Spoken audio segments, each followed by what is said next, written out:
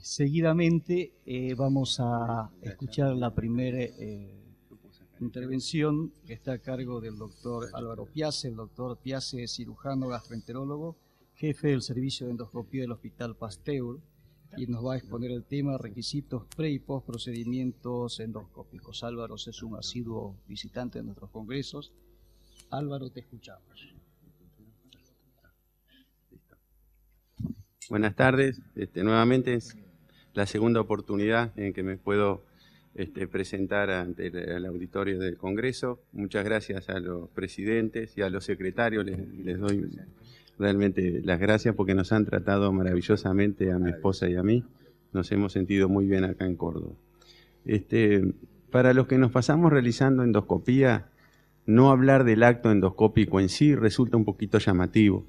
Pero en realidad, para que un acto endoscópico tenga calidad, hoy día hay que cumplir una serie de requisitos previos a la endoscopía y posteriores a la endoscopía. Y podemos estar implicados en aspectos médico-legales, no por la práctica misma del acto endoscópico, sino por problemas previos que vamos a tratar y por problemas posteriores al acto endoscópico. Por eso quería que ponderaran ustedes el tema de pre y post procedimiento endoscópico para que vean cuáles son los indicadores de calidad que hay que seguirlo, porque están las guías publicadas. Ya la ASGE publicó en inglés y la CIED publicó en español, un libro incluso que el editor fue el doctor Roque Sáenz, participaron cantidad de colegas de Latinoamérica. Entonces, esos textos son estudiados por terceras personas.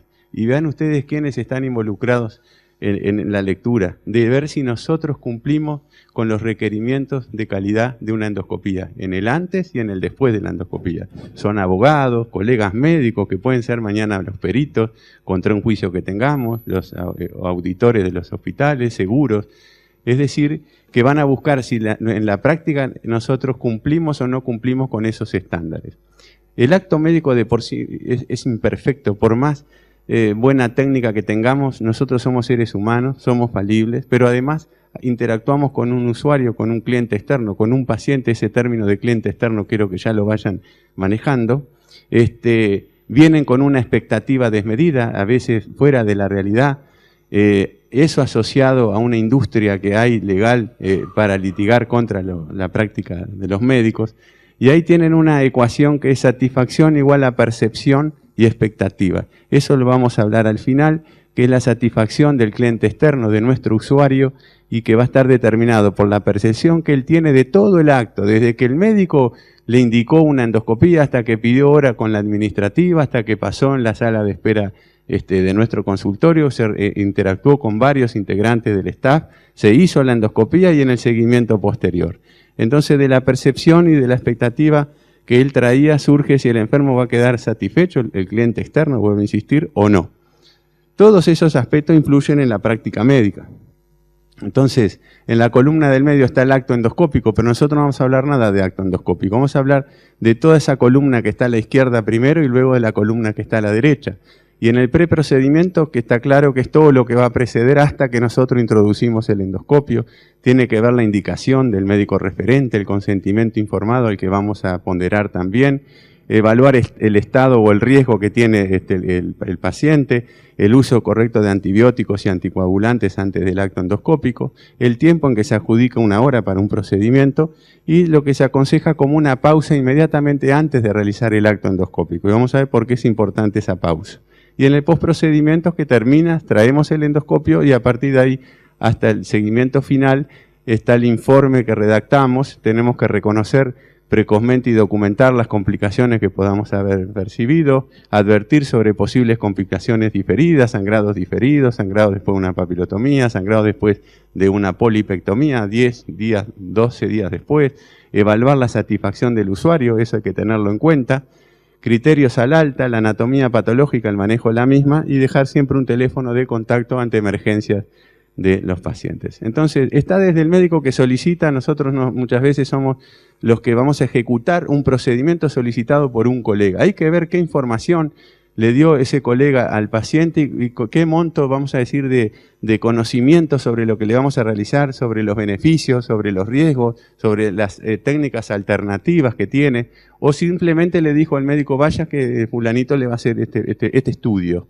Entonces, imagínense, referidos, porque eso es lo habitual, en esa terminología, mañana nos pasa algo con ese paciente y el enfermo va a decir, a mí me mandaron a hacer un estudio y terminé con un ano contra natura, terminé con una pancreatitis aguda, 30 días internado en el CTI. Entonces ahí empieza a ver lo que es la percepción del usuario y las expectativas en cuanto a la satisfacción.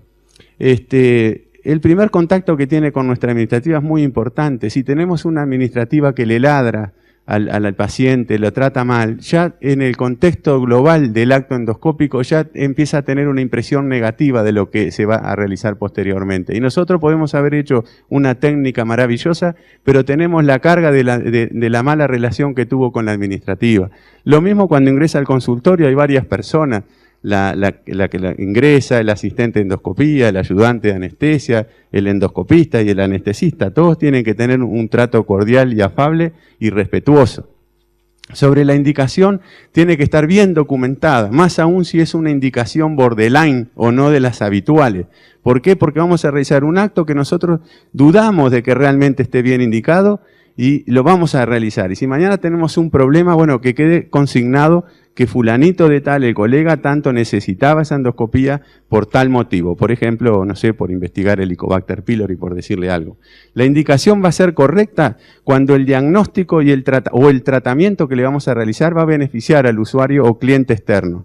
Es cuando surgen más diagnósticos relevantes. Y no está indicada la endoscopía si no impactará en la clínica. El objetivo, uno de los que hay que tratar de alcanzar para mejorar la calidad, es disminuir el número de procedimientos mal indicados, que todos los que realizamos endoscopía acá sabemos que tenemos un porcentaje de pacientes, pero vivimos de eso. Y nos piden un procedimiento y estamos en la duda de decirle, no podemos hablar mal del colega que nos manda el procedimiento, trataremos de hacerlo lo más peritamente posible para evitarle complicaciones.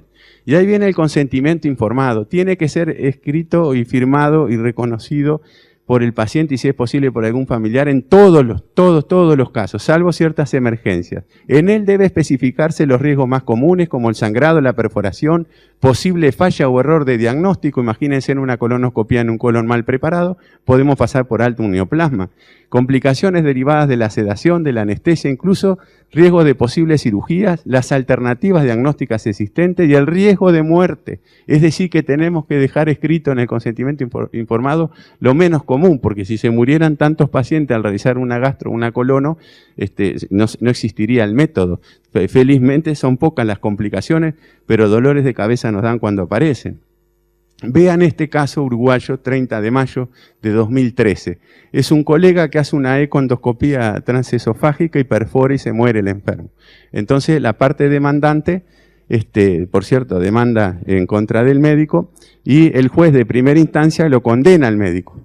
Pero no lo condenó por una mala práctica, una mala praxis, sino lo condena por no haber informado a la paciente del riesgo de perforación esofágica, que es un riesgo de 2 en 10.000, ni de la eventualidad de muerte por el procedimiento. Entonces, nosotros tenemos los médicos una cooperativa que nos defiende, apelan la sentencia en primera instancia y el tribunal de segunda instancia absuelve al médico y dice que desestima la sentencia de la primera instancia, no por ausencia de mala praxis y la excepcionalidad de la complicación o la muerte. Entonces, la parte demandante pide la casación de la Suprema Corte de Justicia, y ahí se va a terminar cuando se expida, y lo condenó al médico definitivamente porque determinó que el médico incurrió en el incumplimiento del deber de informar detalladamente al paciente sobre todas las consecuencias de la actuación médica que pretendía realizar.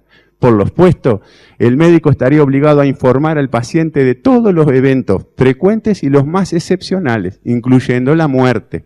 Ahí está el decreto ley que está en funcionamiento y eso es sin excepciones y con un detalle extremo. Y los juristas que están en la cooperativa que defiende al colectivo médico que dicen, a nuestro entender, complejiza la práctica médica y deteriora fundamentalmente la relación médico-paciente. Quiere decir que tomen esto como un acto médico. El consentimiento informado es un acto médico. Podemos ser responsables por no haberlo realizado en tiempo y forma. Después viene la endoscopía, que la endoscopía va a ser otro acto médico. Pero previamente tenemos que hacer, y nosotros, el consentimiento informado, que va a estar centrado en la autonomía y la decisión del paciente, que va a recibir información relevante para tomar su decisión, tiene la oportunidad de hacer preguntas y de entender más, aumenta la confianza en el equipo de atención.